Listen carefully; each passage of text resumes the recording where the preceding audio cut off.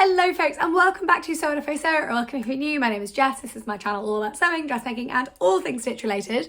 We are doing bomber jacket sew along. The first time I sewed this pattern, I wasn't allowed to tell you about it because it was a pattern test, or it was a sample make maybe, but anyway, it wasn't released, so I wasn't allowed to tell you about it, but this time I can, so we're going to make it together. So this is the Cashmerette Kimball bomber jacket. I'm putting my previous one on screen so you can see it. It is a club pattern. It was one of the first club patterns that came out, but I would strongly recommend it. It's a really great pattern, but unlike a lot of jackets, again, it's got decent cup size drafting. What did I want to make it in? Well, you all voted for it and it's happening. This amazing jacquard that I was gifted by Long & Crafts, and they were like, make something beautiful. And I think a bomber jacket in this is going to be epic, and luckily all of you did too. So this is the main fabric. Now this is a bomber jacket with quilted sleeves. So I have got some lining for my lovely sleeves. This is really, really beautiful. Bought this in Walthamstow, can't remember where, but it's a really like soft, slippery cotton lawn. It's really, really beautiful. I think it's kind of a fun contrast. You'll only see it on the pocket bags and the sleeves. So I think it's kind of fun, and I like when I'm working with it as well. It's really nice and easy to know which is the inside of the sleeve, which is the outside, etc. We've also got some ribbing. I've got this fun light purple colour, and I thought that would actually look really cute with this. Just a little bit of contrast. I thought maybe cream, but then I worried cream would look a bit like, if it was slightly wrong, it would look like a weird choice, whereas I think that's actually, so it'll look like that. That's quite fun, I think. So ribbing, lining, stunning jacquard. It's so beautiful. I love it. It's so like structured. I also love the other side of it, so the inside of the bomber jacket's gonna look really cute. But it will be spring worthy. It will look great with jeans. I think it'll look cute with shorts as well, actually, because living in the UK, even when it's really, really warm, sometimes it's nice to have a jacket, and it will have pockets. Hooray. Now, in terms of notions, we have got some notions here. So I learned from last time, I got half the amount of wadding, because last time I ended up with wadding for months. So here is my lovely, I think it's batting actually, this. I got it from J-Cots, which is where I get most of my haberdashery from. And then I've got a range of zips. So I've got a long jacket zip of the kind that, yep, hopefully will come apart. I love sewing jacket zips. I find them so satisfying and so easy, and they look brilliant. I love a big metal jacket zip. So I'm really excited to get that going. And then the only type of welt pocket I can do is with zips, which is lucky because that's what this pattern has. So two nice little pocket zips. So this pattern, it's got two pockets there, ribbing on the cuff and the neckline, quilted batted sleeves, and then the rest of the main jacket is just the jacquard, which suits me down to the ground because it makes it a lot more wearable year round for me. What size are we making? I'm looking over there to double check. I think I'm making a size 2. That's what I normally make in Cashmerette, so that's a UK size 8 or a US size 2. I will be using the E/F cup, so that is normally a 30 high bust and like a 36-ish bust. So that will give me room to actually move my arms and, you know, generally move around, which is lovely. So in this video, I am going to do as much of a sew along as I'm able to do. I haven't filmed a sew along in ages. It is important to note, obviously the pattern was gifted to me as a Cashmerette Club ambassador years ago. So 3 years ago, I'm not an ambassador for the club anymore. And the fabric was gifted to me as well, but I'm not being paid anything for any of this. So let's make something fun. Let's make something for the spring, whilst recognising we're in the UK and spring and summer does still often involve a coat. Let's get sewing. Okay, so we are starting with some cutting out. Now, this was really nerve-wracking because jacquard is so beautiful. I suppose it's brocade actually, but it's so beautiful and obviously very, very expensive. Now, I was gifted this, so I want to be really careful with it, and I think that's a big part of the process here. As you can see, I'm using my normal random selection of pattern weights. I very nearly cut out the sleeve there before remembering that you don't cut out the sleeve because you have to quilt it first. So let's go do that. Here we are. So I'm going to get everything out. Now, the important thing about this is that you quilt 2 squares or rectangles bigger than the sleeve piece. That means you can pick your best bit of quilting. You can see me here, I'm laying everything out and I'm trying to find out if, well, which way up the jacquard actually goes. It's going to take me a minute. I have very slightly sped up this clip because it was like 7 minutes long, and no one wants to watch me figure out interfacing jacquard and lining for 7 minutes. Like, no one needs that in their life. What I'm doing right now is realizing my interfacing is actually too small for both pieces of jacquard, so I'm sort of positioning it across the majority of both of them, so that no matter what, I can sort of cut rectangles the right size and make sure that there is 2 sleeves worth of interfaced, or not even interfaced, battinged quilted fabric to use. Just a word on the process here. So we have our main fabric right side down. So I'm working on the wrong side here, then some batting in the middle, and then we have our lining as well. In this case, I've gone for a proper contrast lining, which hopefully makes it easier for you guys to see, but also makes it much, much easier for me when I'm working with this to know definitively what's lining and what isn't. Future Jess coming at you here, telling you do not iron brocade, it will melt. I'm ironing the lining here and it works. Do not iron the other side. So now we begin the quilting process. So quilting is the sewing equivalent of driving up the M1, which for non-UK watchers, I suppose, I'm speaking to a microphone, so I feel like I should say listeners, but non-UK channel observers, it's a very, very long straight motorway and it's incredibly dull. I am using my quilting foot, which has got, you can see that little extender, it looks a little bit like a sidecar or like a sort of safety ski. That helps me stay in line with the previous line of stitching, and I'm doing whatever that is apart. Both of these fabrics are very hard to mark up, and frankly I neither have the time nor the inclination to do so, but I've given you a little close-up here so you can see I'm using the outer edge of the little white foot and we're stitching along. I've got my stitch length at about 4, I think, because it just looks a bit nicer, and we just keep going. I'm going to do a crosshatch quilt, so we're going all the way diagonally one way across the piece, and then we are turning around. Thank goodness for you, I've now sped this up, hooray. It is a very, very lengthy process. I got through one whole season of slow horses doing this. Here is the first round of quilting. If I flip it over, you can see I've only got one direction, but we are looking really, really good. So the next job is to go that way across. So that it's truly quilted, or for me anyway, I want like a crosshatch quilt. So that's gonna look really, really pretty, and then yeah, we can cut our sleeves out. Welcome back to this insight into my internal monologue while quilting. I got up at 6 o'clock in the morning to start this jacket. I really couldn't sleep. Maybe it was actually earlier, it might have been 4:30, 5ish. I couldn't sleep, and my partner said to me, you know, what did you do? And I was like, I watched a whole season of Slow Horses and just quilted.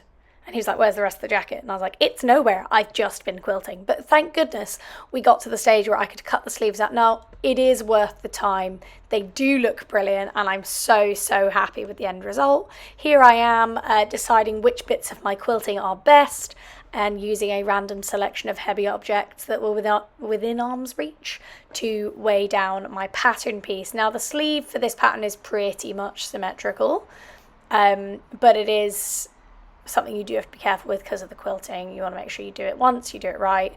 I was really careful to make sure the pattern was going the same way on both pieces, because that's not what you want, is one sleeve going one way and one going the other.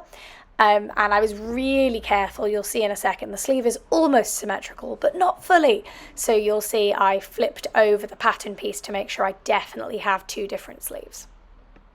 Okay, the moment you've all been waiting for. Zip welt pockets. Do they strike fear into your heart? Weirdly, I like them. I hate normal welt pockets, I cannot make them work, but zip welt pockets, for some reason, totally fine. So what you can see me doing here is attempting to mark on the pocket opening onto a very, very, very colourful fabric with, frankly, a useless pencil. But I gave it a go, and you can see me very, very carefully doing this. I've sped that up because I would imagine it's absolutely agonising to watch someone attempt to draw a straight line with a blunt pencil, but we got there.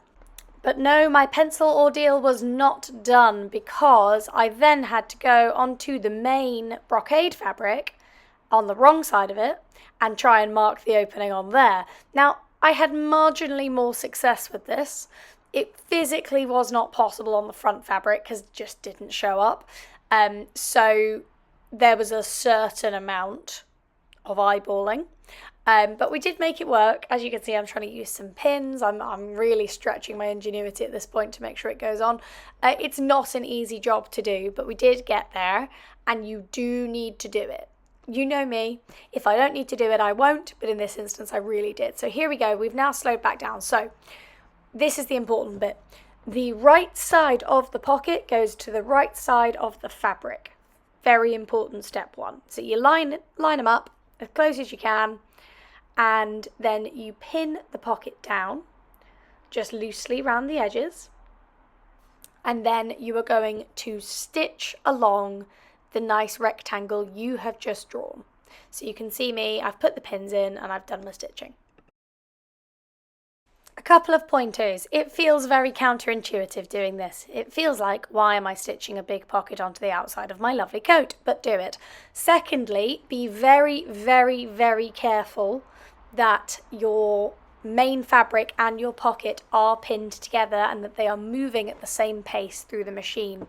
If there are any bubbles or bumps of fabric or excess fabric over the pocket opening, this is going to look really, really bad. Now it's time for the scary can't go back bit. As you can see, I have folded mine in half and I'm cutting into my pocket opening. Now the way I do this, if you have a cutting mat and a Stanley knife, you can do it with that. You can do it with the rotary cutter again. I like to make an incision in the middle of the pocket, I suppose laterally, and then I cut lengthways down the pocket. And then we do the little triangle. You can see me just about in the corner of the frame there, doing with my scissors. You should be able to see it much better in this direction. It's finicky filming stuff like this whilst also making sure that I do it properly and don't ruin what I'm doing. So we do that so that the fabric can go through and you can get a really nice neat corner. So I'm starting to press it through, just make sure that, you know, there's no issues. You can see the nice big hole there in the pocket. Now we're going to push the fabric through, or we're going to pull it through in this case. As you can see, I'm having a go. We're pulling through. Now our welt pocket is sort of created. It's going to feel quite big at this point, but this is it. It's here. Okay, it's zip time. You're going to lay your zip face down onto the pocket. So as you can see, I'm fiddling around with this horrendously on camera, so the camera isn't on focus, but there we go. It goes this way down. You're going to pin it in. Again, make sure everything is flat. Make sure none of your lining fabric is visible. You're going to pin it in. The big thing with a welt pocket zip is also to make sure that there's enough pocket under the zip for you to stitch it down. Sometimes what happens is the fabric really wants to open, so the zip almost falls through, and when you stitch down, you don't actually catch any of the jacket underneath. So do make sure when you're pinning it in that you've got enough jacket underneath there. So it's time to get sewing. Here I'm using my invisible zip foot. I'm stitching down the side of the zip. You can see there's a tissue on my hand in some of these shots because my pins were facing the wrong direction and I stabbed myself in the thumb really quite hard. So if you do see a tissue in this, that's why, because all of my pins are in the other way around. So if you have them with the head pointing towards you, it means you can pull them out as you go and you don't stab yourself in the hand. So that's my lesson for you. But otherwise you stitch it on like a normal zip, and as I said, just make sure you've actually trapped the jacket and the lining underneath your zip as well. Then you stitch all the way up and just make sure you secure the ends of those zips as well. Hooray, what a zip. Look at it, it's all beautiful. There it is, opening in and out. Now we just need the back of our pocket. So that's the next step. We are now going to the wrong side of our garment again. Here we go, and we're just going to lay the back of the pocket on top, right sides together with the rest of the pocket, and we're literally just going to stitch around it. And you can finish these in any way of your choice. I'm going to overlock mine when I get the overlocker out later in this process, but realistically it's just a nice quick sandwich them together and then you've got a pocket bag. I definitely think these kind of pockets are a lot less scary than like traditional welt pockets in blazers, and I do think you should give them a go. So here's my beautiful pocket. You can see the lovely lining and it closes perfectly, so I'm pretty delighted with that. So let's move on to the main jacket. First up, darts. Pretty simple, we just sew them. They're bust darts, but it's in a thicker fabric, so we just want to make sure that everything is secure. We've got a nice end point on it as well. This fabric isn't ironable, which makes it very, very challenging to make the darts really like neat, but just making sure that they're both even and have a nice tight finish is perfect. I am not going to infantilize you by telling you how to sew a shoulder seam together, but safe to say we do it. Straight stitch, I think I'm using 1.5 centimetres at this point, or maybe 1 centimetre. What I do want to show you though is this. So I've sewn it together, but this jacket uses bias bound seams, which I love. Now, some of you will never have done bias bound seams before and will be thinking, oh, they look great, but how on earth do I do it? It is as easy as you think it is. Sometimes you will have to trim down the seam so there's not too much bulk in the bias. I think I do that on the sleeve on this pattern, but all we do is we just fold the bias around the seam, and I'm going to surprise you here, we stitch it on. And that means your seam is closed, it is finished, you don't have to think about it. If I have enough left, I actually might just bias bound the pockets so they match all of the insides. But it's a really nice way of finishing heavy duty seams. It makes them smaller and more compressed. It hides them so they won't fray. It is sleeve time. We are sewing our sleeve on. Now, you have to be careful with this step because you are sewing through a 3-layer quilt onto an already quite structured fabric for the jacket. So I didn't pin this because I find it way too unwieldy. Instead, I just sort of fed it through the machine myself. I did have a sort of interesting needle jam doing this, but all's been sorted, all's been fixed now, which is great. Just do be careful doing this because it is really sort of, it's just a bit of a mare for any machine, and I have a heavy duty machine, but it's just so thick, and you really do have to be careful. So do this bit really, really slowly. And just, feed it through the machine. Be careful, make sure that you're under fabric. If, like mine, it frays madly as well, make sure you're not going to have to unpick this. We are moving on to our second to last sort of major step, and that is our cuffs, our collars, and our lower band. So the first things we're going to do is our cuffs. Here I am sewing mine together, they're made of ribbing. So what you get is 1 piece per cuff. You sew it together as a long tube, and then you fold it back over itself. And I would recommend stitching the top closed just so that you know it's really even and it's going to stretch and your seams will be in the right place. I am using a, I think 3x3 zigzag stitch here just so that the stitch really moves with the ribbing, because I've had cuffs pop before using a straight stitch. And now I'm going to basically finish those off and then pop them onto the arm of the jacket. But what I do first is I sort of stretch them over my hand a few times to get them moving, before then putting them on the jacket, popping them over the armhole, and then again I've used a zigzag stitch so that they can stretch with the jacket, and then I will bind or maybe overlock. I'm undecided yet how I'm going to finish those seams. I'll be honest, this process was insanely fiddly because the fabric I was using frays so much. It's a quilted sleeve and it's such a tiny little cuff hole, so it's really, really fiddly. But I do like the outcome of this. I think it looks really nice. One quick word on this process, because I did this wrong when I first started sewing, and I guarantee others out there will have done it. Make sure you line up the raw edges of the cuff and the raw edges of the jacket. Do not accidentally sew on your nice folded edge. And because some people, when you're flipping stuff basically back to front to sew it on, some people forget. But there's our cuff and it looks beautiful. So now we are going on to our lower band. So that is comprised of 1 long piece for the back cut on the fold and 2 small pieces for the front. So the first thing we have to do is sew them all together, again using my favourite zigzag stitch. It's worth noting, just a little tip here, that sewing with ribbing is very, very thin, and if you are already sort of on a heavier machine and you've been used to sewing thicker, stabler fabrics, what can sometimes happen is you start your stitch at the top of the ribbing and the ribbing just gets eaten by the feed dogs. So I would recommend starting your stitching for ribbing about 1 centimetre in, so the whole presser foot is on ribbing, including the back, and then you can sew along and then always back stitch. So what you have to do, because we're going to be attaching the ribbing straight into a corner, so we've got 2 right angles to attach basically, it's really, really wise to reinforce them. It gives you a much crisper corner. It's something that I definitely done, like, oh, do I have to do this? But it genuinely makes a difference. So as a person who is notorious for skipping steps, you must do this.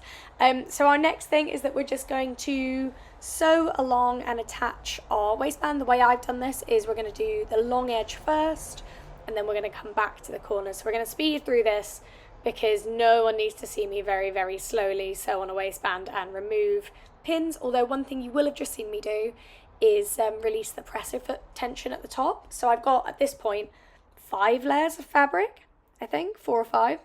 that I'm going through here, and it's just stretching the ribbing. It's been really, really annoying. I'm getting loads of excess, so I've just reduced the pressure on the presser foot so that it's much lighter and everything can flow through a little easier.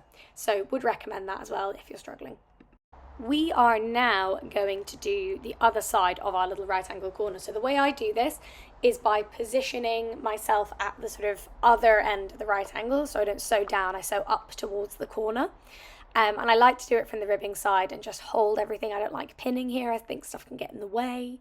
And I'm just sewing up towards that corner and then almost going slightly past it. And then what I will do is snip that corner onto the neckband. Really what we're doing here is pinning it on and sewing it. It really is not very difficult. All you have to make sure on this one is that you position the ends properly. Because the ends sort of trail off in a little curve, you want to make sure all of that curve is included, that when you put your facing on, it's going to finish really nicely into the zip, and make sure to not overstretch your neckband on one side and like understretch it on the other because it looks really weird. So I always pin the very ends, then I pin the middle, and then I work my way through. But yeah, this is fairly basic. Again, I'm using a zigzag stitch because I just think the ribbing's very, very stretchy. This fabric has no stretch in it at all. So I think I'm giving myself the best chance of this jacket lasting by doing a zigzag here. Please excuse my very hoarse voice. I am losing my throat because of the pollen. Here we are so far. So all we need to do is our zip and our facing, and then we're done. Here is our lovely neckband. Obviously there's some top stitching to be done. I'm going to grab the overlocker in a minute and just finish off some seams. This fabric frays, as you can see, like nothing else. So we really, really do need to overlock it just to make sure everything's going to stay nice and it's not going to disintegrate while I'm wearing it. So we need to do a lovely jacket zip, which is here. So it's a little too long, so we're going to start a little further up and then make sure the bottom finishes in the right place. We'll just put a little stop up here. And then we've just got to pop both of those on, pop the facing on, and then we're done. So I'm really, really impressed with this actually. I think it looks really cute. Obviously some bits will wear in, like the ribbing on a jacket like this always looks funny when you put it on, but it stretches more as you wear it. But I'm pretty proud actually. I think it looks pretty good. Please excuse the jingling. I have nowhere else to keep my running stuff. So yeah, I think it's really cute. I think the pocket's really nice, and I think it's gonna look really cute with like jeans and a white t-shirt. Okay, it's our final challenge. It's a jacket zip. Now, I love jacket zips. I love them so much. They are great fun. They're really easy in my opinion, but obviously I know from the bottom up, like I cannot say my top tips for doing a jacket zip. With a jacket zip, the bottom has to be even because that's where your zip will meet. Now, obviously on every zip, you know, your zip needs to be even. But when your zip is actually in two halves and it has to slot in at the bottom, it cannot be more important that the bottom is aligned. So I always start from the bottom and I always pin on both sides the bottom when the zip is closed, and I unzip it and I sew up from there, and then I go up to the top. Now we know the zip top for this one is a little long, so I'm probably going to end up snipping a little touch off the very top of it, but I know that it's all lined up. Now I'm using a zipper foot, or a zip foot. I don't know why I use the American there, but I mean they're the same thing. And you can see I'm just very carefully going up. I'm going fairly close to the zip because you don't want too much zip tape showing. It just, you know, it's nicer that it's almost invisible on a jacket. I think it looks better. And also when you then sew the facing directly on top of this, you're going to have a little bit more space to work with, which I always think is beneficial. I've slowed this section down because I think it's important to see. Now what you also must make sure you do is move your zip out of the way so that you can really secure the bottom of the zip once you've done your first line of stitching. So what I do is I sort of swap it round. I make sure the zip is as out the way as it can possibly be, and then I stitch through that sort of hardened bit of zip tape, and I also stitch across the zip to make sure that it is in place, it's not going to go anywhere. That bit of the jacket experiences the most force because that's where you slot the zip together and then you pull the zip up, and that can pull a zip tape out of your jacket if it's not secured properly. So that would be my second tip for jacket sewing. Now we just pop the facing on top, we line our edges up, and then we just sew all the way down at the same seam allowance. We sew all the way down, and if you're like me, you then just throw your pin cushion around a bit, because why not? And then yeah, you just sew down the top, you sandwich that zip in between the layers, and then you fold your facing back, and I've chosen to sort of, I don't know if it's top stitching, but I've stitched the layers of the zip and the facing together away from the zip to make it easier. But yeah, it's a really nice finish, I think. I like a zip and a facing. I particularly like a zip and a jacket facing. I think it works really well. And this construction's nice and easy. Our final step then is to just fold over the bottom section of the bomber jacket to the right side. Sew up again to your zip to secure that, and then you're going to turn that corner through and then just stitch that down so you've got a really nice secure corner. I'm sure there's a way to sandwich it into the ribbing. I sort of have done that into the seam allowance on my ribbing just to make it nice and neat. But overall it gives a lovely clean finish, and then the bottom of your bomber jacket is done. Here we are. Here is my lovely bomber jacket. How cute. So there's just, I need to finish the neckline, but I've run out of bias binding. So my sewing shop has ordered in the same colour for me. So that'll just be a quick fix, but otherwise the whole thing's done. It's looking really cute. Let us zip up our jacket. Okay. It's a little stiff because there's still a couple of bits of fabric I just need to like tuck back slightly. And jacket zips always are a little stiff when you first do them. But here are my cute little pockets, welt pockets. I cannot believe I can do a zip welt pocket, but I can't do a normal one. It's ridiculous. But how cute. I think it looks really nice. I like how it's come together, how cute it looks. I love my little quilted sleeves, they're really sweet. I think it looks nice. So I'm wearing jeans, black t-shirt, ideal, great for the spring and for the summer, to be honest, when it looks beautiful outside, but here in the UK, it's just not that warm. So I hope you've enjoyed this slightly different vlog. I haven't done a proper detailed sew along in ages. I lost my voice, I have barely any light, so we have had a lot of voiceovers in this vlog, but I hope it's been useful. I hope you've really liked it, and let me know if you want more vlogs like this in the future. Thank you so much for watching. I'll be back next week with a full overview of my me-made capsule wardrobe that I'm taking to Barcelona on Sunday. So see you next week, guys.